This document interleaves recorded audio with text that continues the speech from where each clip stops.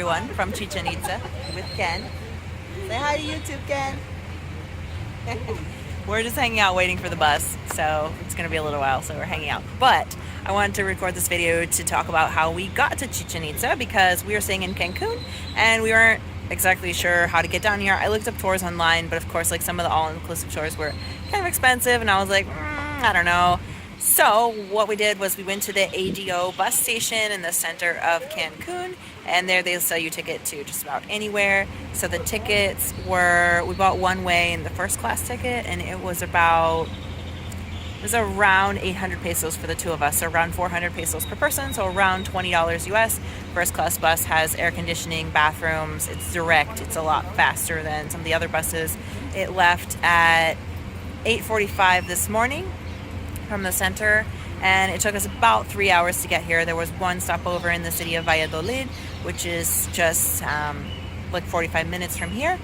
And then we arrived directly to Chichén Itzá, and then once we finished our time in Chichén Itzá here, we purchased our tickets right here to go back. And the same way, first class, so we're taking the 5:15 p.m. bus, 3 hours back.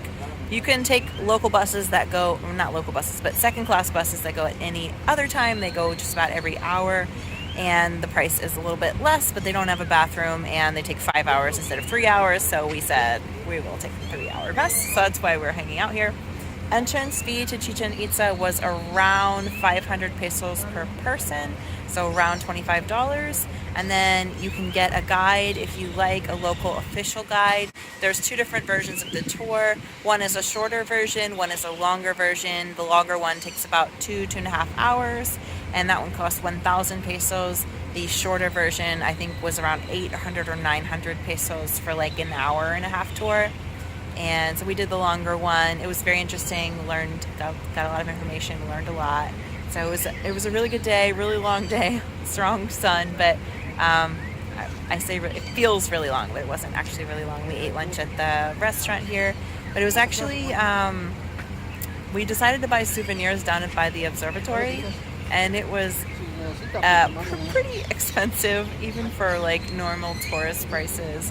So I think the prices were a little cheaper closer to the center. We did bargain, but not as much as probably should have. But oh well, at least we supported some local artisans and got a few souvenirs, so it's good. We're waiting for the taxis, and we found out that there's this, well, we're waiting in the taxi area. There's this like signpost, and they each put their magnet on, and that determines the order of who gets the passengers first. So that was interesting, but we're just hanging out. Anyway, if you come to Chichén Itzá, you won't regret it. We went with the tour guide. He spoke perfect English, and he lives here in this town. And I will share some footage of our adventures in Chichén Itzá, one of the new 7 wonders of the world. Highly recommend if you are down in the Yucatán Peninsula area of Mexico. What do you think of Chichén Itzá so far, Ken? That's fun. Yeah. Bucket list.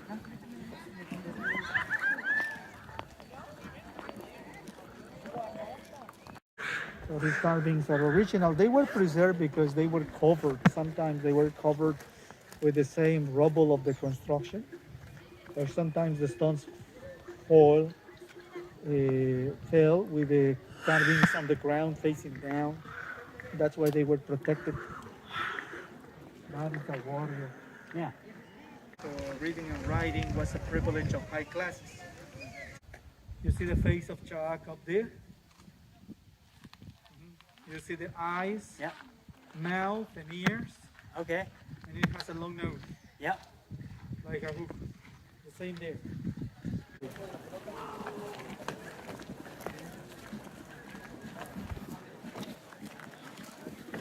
Here.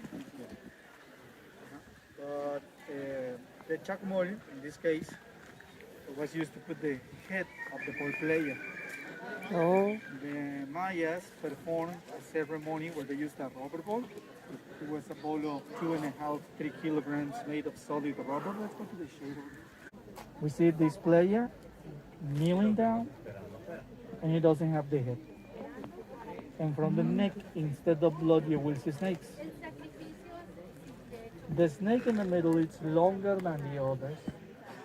And from the body of this snake, you will see branches with flowers and fruits indicating life. In the It has the same observatory. characteristics with Kukulkan in the middle, the morning star at the right side, and the snake on the top. That platform with the columns on top would be the beginning of the style of construction. The offerings here for the gods of the underworld, including human sacrifices.